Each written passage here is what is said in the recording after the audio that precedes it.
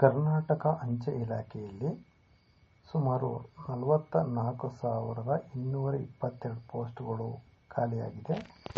ಅದರಲ್ಲಿ ಕರ್ನಾಟಕಕ್ಕೆ 1,940 ಪೋಸ್ಟ್ಗಳಿವೆ. 5ನೇ ತಾರೀಕು 8ನೇ ತಿಂಗಳು 2024 ಕೊನೆ ದಿನಾಂಕ ಇರ್ತದೆ. ಅರ್ಹತೆ 10ನೇ ತರಗತಿ ಕಡ್ಡಾಯವಾಗಿ ಪಾಸ್ ಆಗಿರಬೇಕು. ಮೆರಿಟ್ ಆಧಾರದ ಮೇಲೆ ನೇಮಕಾತಿಯನ್ನು ಮಾಡಿಕೊಳ್ತಿದ್ದಾರೆ. ಹಾಗಾಗಿ ಕರ್ನಾಟಕದ ಪ್ರತಿಯೊಂದು ಡಿಸ್ಟಿಕಲ್ಲೂ ಸಹ ಇದು ಖಾಲಿಯಾಗಿದೆ. ನಾವು ಇವತ್ತು ಈ ವಿಡಿಯೋದಲ್ಲಿ ಯಾವ ರೀತಿ ಡಿಸ್ಟಿಕ್ ವೈಸ್ ನಾವು ಚೆಕ್ ಮಾಡಿಕೊಳ್ಳೋದು ಅನ್ನೋದನ್ನು ನೋಡೋಣ ಫ್ರೆಂಡ್ಸ್. ಇದನ್ನು ತಿಳ್ಕೊಂಡ ನಂತರ ಮುಂದಿನ ವಿಡಿಯೋದಲ್ಲಿ ಯಾವ ರೀತಿ ಅರ್ಜಿಯನ್ನು ಸಲ್ಲಿಸಬಹುದು ಅನ್ನೋದನ್ನು ತಿಳ್ಕೊಳ್ಳೋಣ.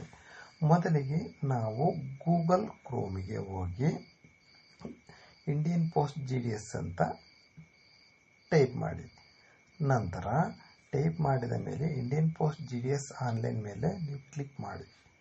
ಆಗ ಪ್ರತಿಯೊಂದು ಸ್ಟೇಟು ಸಹ ಓಪನ್ ಆಗುತ್ತೆ. ನಮ್ಮ ಕರ್ನಾಟಕ ಸ್ಟೇಟ್ ಮೇಲೆ ನೀವು ಮೊದಲಿಗೆ ಅದನ್ನು ಕ್ಲಿಕ್ ಮಾಡಿ ಫ್ರೆಂಡ್ಸ್. ಕ್ಲಿಕ್ ಮಾಡಿದ ನಂತರ ಯಾವ ಡಿಸ್ಟಿಕ್ಕಲ್ಲಿ ಕಾಲ್ ಆಗಿದೆ ಅನ್ನೋದನ್ನು ನಮಗೆ ಡಿಸ್ಪ್ಲೇ ಮೇಲೆ ತೋರಿಸುತ್ತೆ.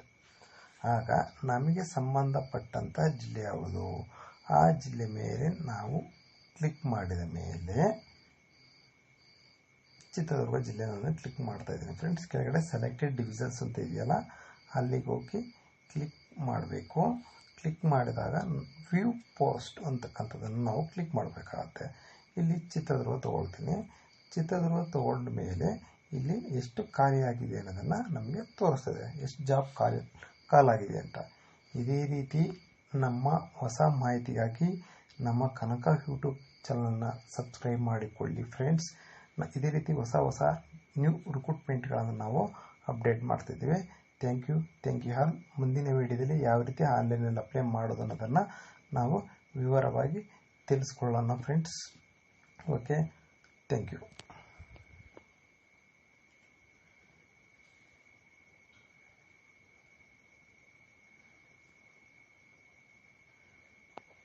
ನೋಡಿ, ನಮ್ಮ ದುರ್ಗ ಡಿಸ್ಟಿಕ್ಕಲ್ಲಿ ಎಲ್ಲೆಲ್ಲಿ ಕಾಲ್ ಆಗಿದೆಯೋ ಅದನ್ನು ತೋರಿಸ್ತಾ ಇದ್ದಾರೆ.